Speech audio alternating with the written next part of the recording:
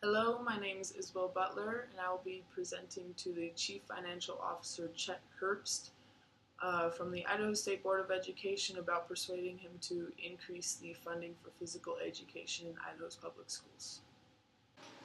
Hello, Chief Officer Herbst. It's nice to finally meet you. Thank you for meeting with me today. It's nice to meet you too. Let's get started.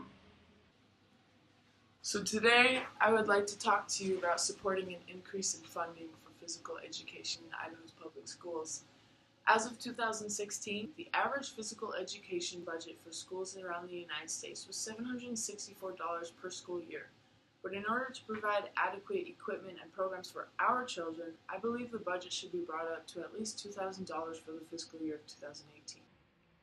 By bringing up the budget to the suggested amount, you're allowing schools around the state to have access to better equipment and activities for their children, which ultimately increases the health benefits such as reducing the risk of type 2 diabetes, heart disease, and even cancers and joint problems, as well as reducing symptoms of anxiety and depression.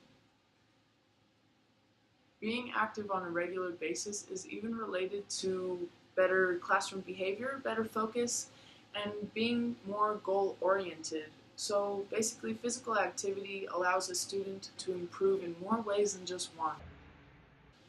Now, under the Every Student Succeeds Act, the Federal Programs Department must meet regulations and provide assistance to school districts, which I'm sure you're aware of.